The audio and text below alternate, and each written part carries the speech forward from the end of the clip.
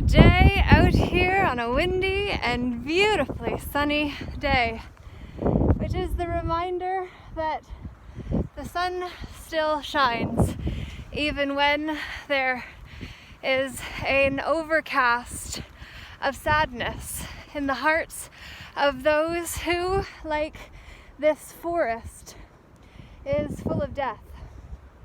And I just found out that a good friend and another person I had not met but was only 19 lost their lives last night together. And it's an absolute tragedy. And I was walking towards the woods here, and ultimately there is a lot of boar ash death that the parasite or whatever it is that attacks the ash boar is essentially making a perfectly beautiful space dangerous. And I was just having a conversation with someone that because I spoke at a rally a couple weeks ago, they don't want to go around me because I'm a threat. And it's just quite crazy to me. And all of this is simply to say that as I was approaching the forest the other day, it was quite windy as it is today, and yet as I was approaching, I decided to come in anyway because it's not quite so windy in here. And I kind of feel like if there is going to be a falling tree, then I will hopefully be able to detect it before it falls on me.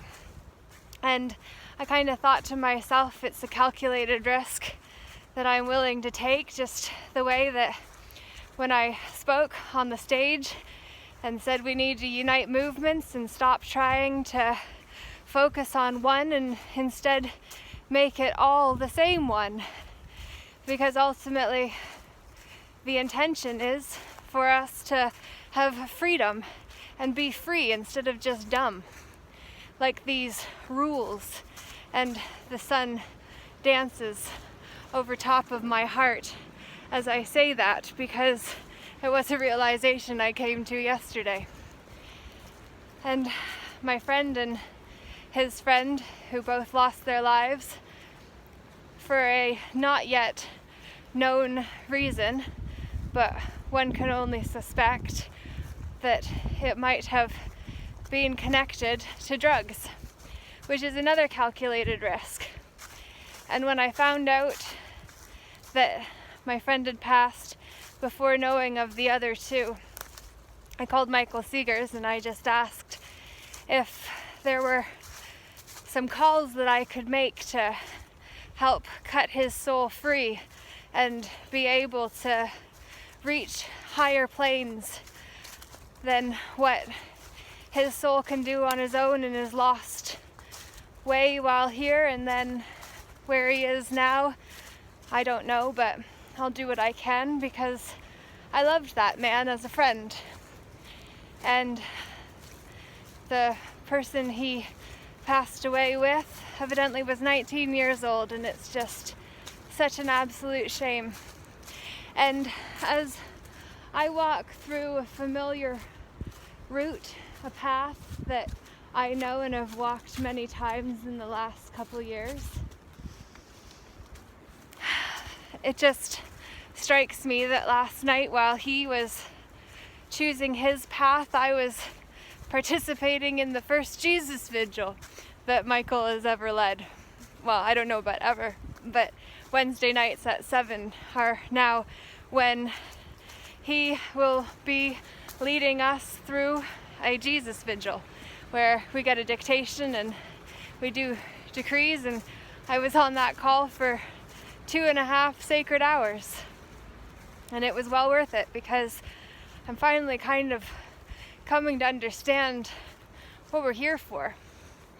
And I hear the trees creaking and all of the carnage on the ground from when the virus came to town, and it's just like, dear Lord, we have got to really talk about what's really going on here, and that is that it is spiritual warfare where our souls are being fought for, and there are pleasure-seeking activities that are ultimately stealing souls, good people getting lost.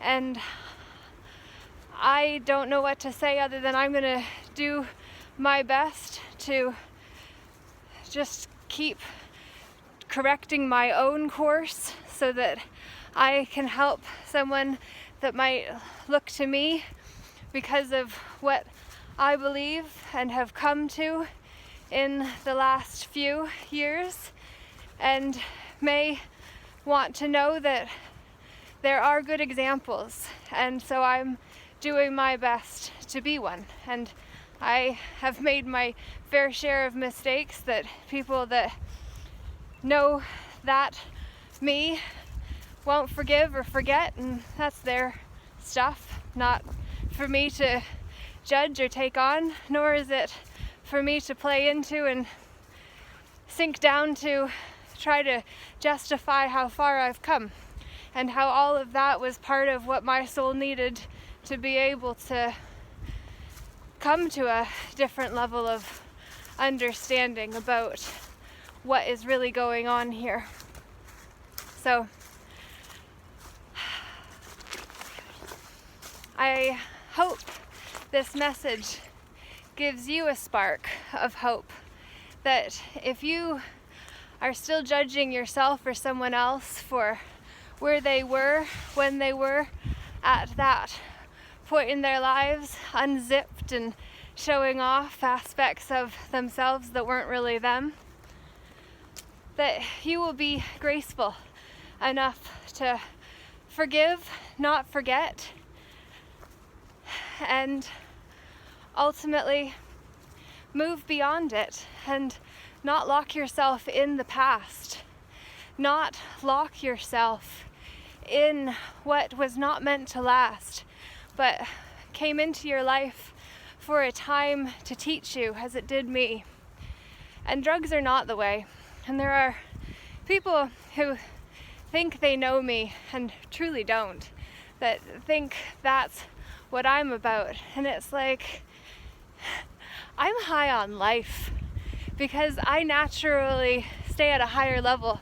And I used to use weed to take myself down to a level that made me semi-normal to more people, that I could connect in a way that most say, whoa, what are you on, when I'm on nothing. And that was part of my journey. And I'm starting to care less about what others think of me, because that's truly none of my business. And I know that I'm walking a good path, and I'm doing it for myself and my soul, and also so that I can be a role model for people, young ones especially, who will be deceived by the dark side, that will use tools that work with our carnal nature. And we are losing far too many children of the light because they don't know there is a fight for their souls. And I just want to say that if you're listening to this message today, you are loved, you are seen, and you matter. You're here for a reason. You are not your past. It does not define your future unless you choose to bring the dead with you. The dead being the past and what is not here nor meant to last. And so all of that is to say there are spiritual tools that you can use. I'm learning them and sharing them with those who want to know them too. So I hope this gives you some hope in your heart, and to know that you are not alone, that you are loved, and that you truly do matter. And someone needs to hear your story about where you were in order to get where you are, so that they can understand that they can make a positive change in their life too. So with that, I will say, I bid you adieu, Laura J. and I'ma go. Toodaloo.